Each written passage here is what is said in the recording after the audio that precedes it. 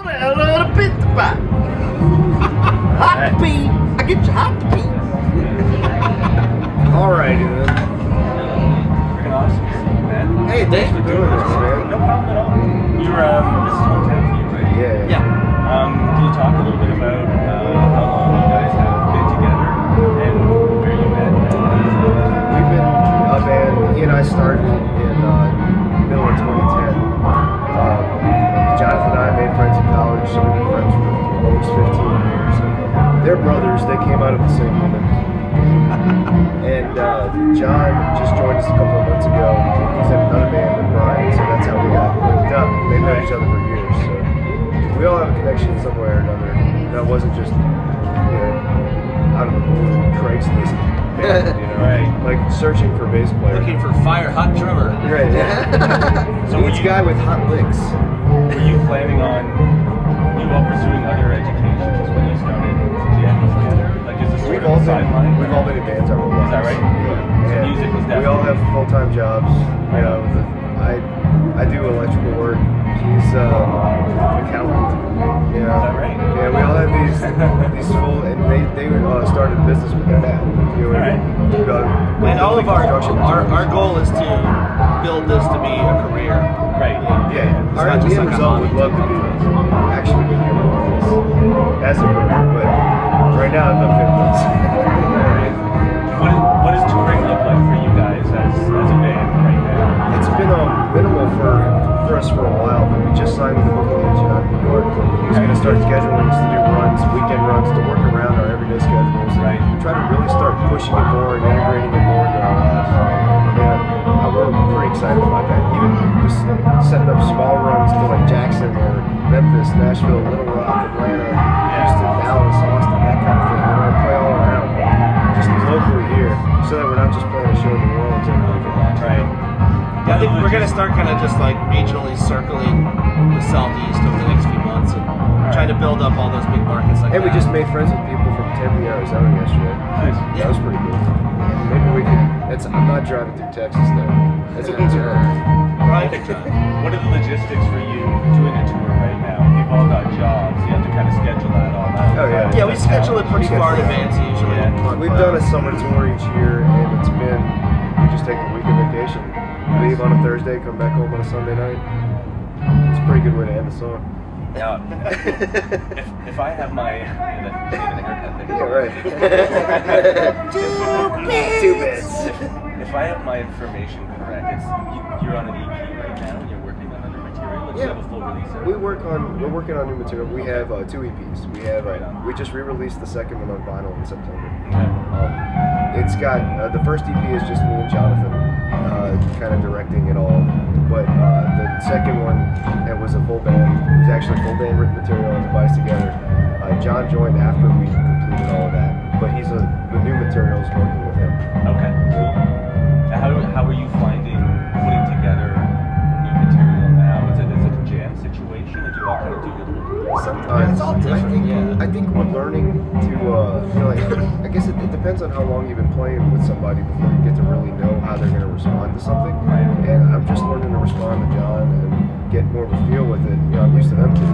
Yeah. But the way that we've written them traditionally is more like somebody comes in with a riff or somebody comes in with the idea, and we just kind of develop it from there, and then play it live a few times, and it changes. And then we bring it back in practice, and we'll have another idea, and then we'll go into record it, and it'll change again.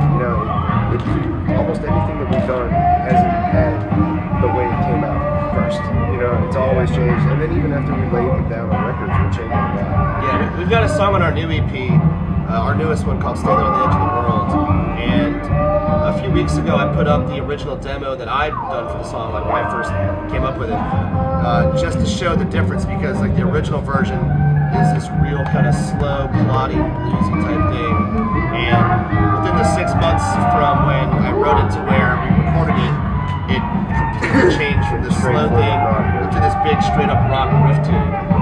Just to see the difference from A to B was really kind of fun. By accident, we have an acoustic version of a song that we like to play.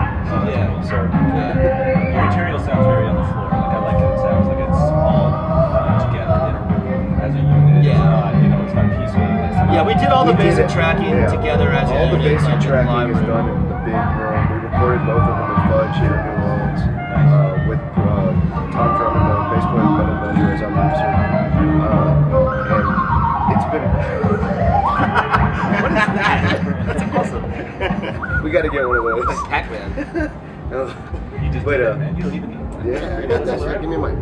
but we do the scratch tracks, all us, and if something's good enough from it, we'll keep it on the record. But we always go overlay lead guitars and vocals again. We can always do it better. You know, we're kind of anal about it.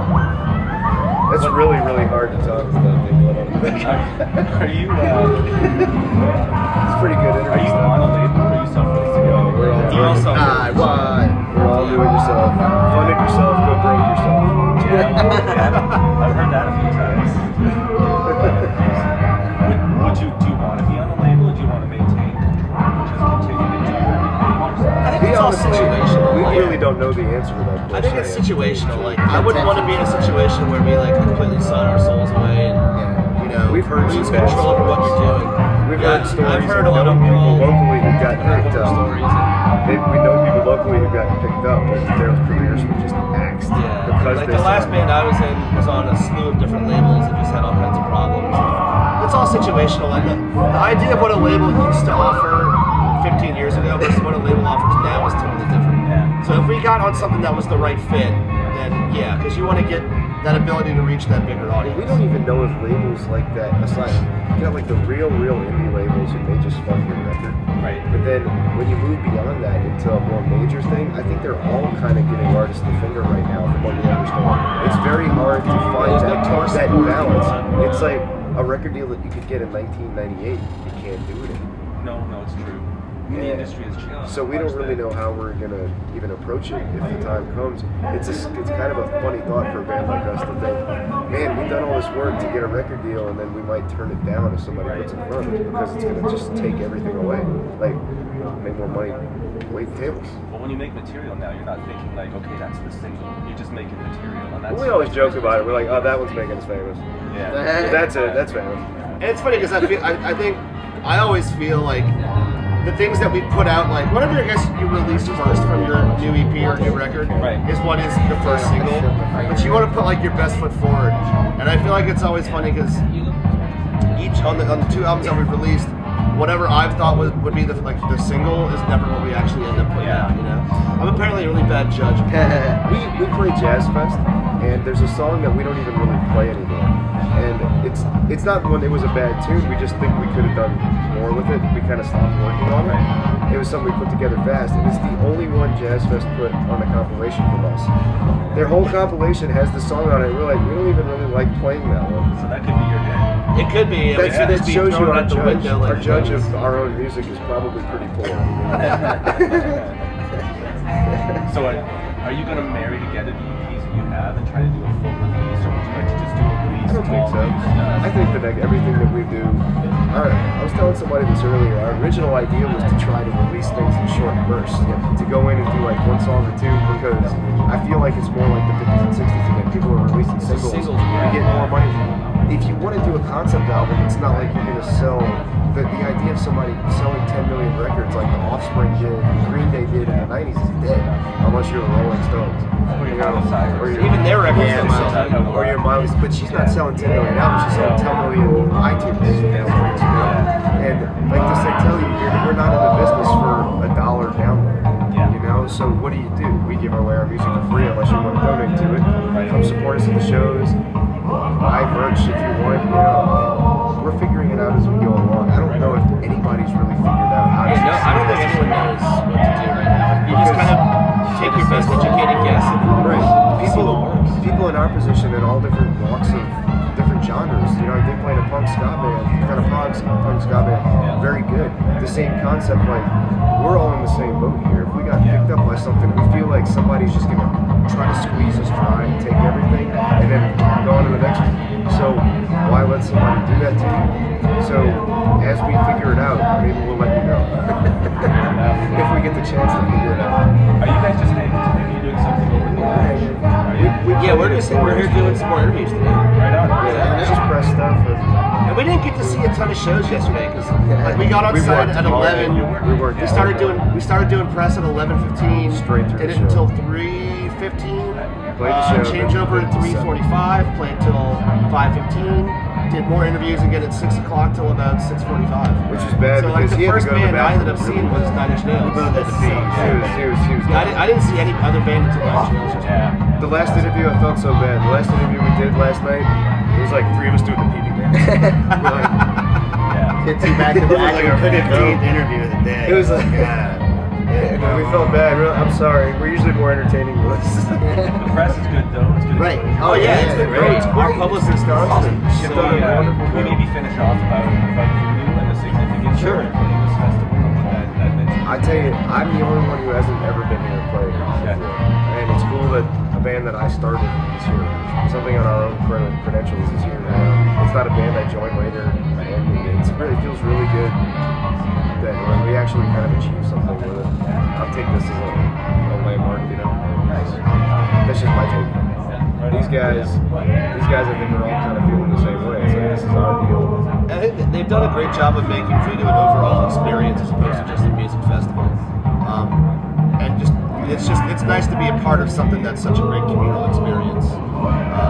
And something that brings such attention and focus to New Orleans and what it offers. You know? There's not a huge amount of local acts this year, so to be one of the acts that got picked is kind of a bigger,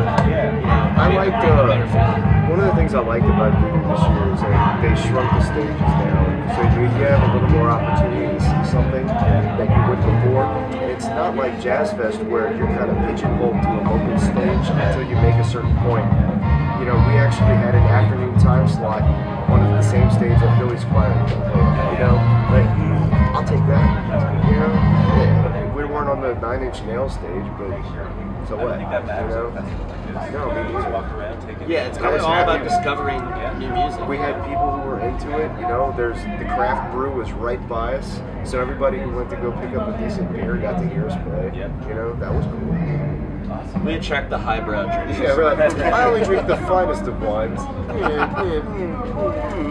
Listen, Chardonnay in the bread. Thank you so much Not for a doing problem, this. man. Thank you very Thank you, much. man.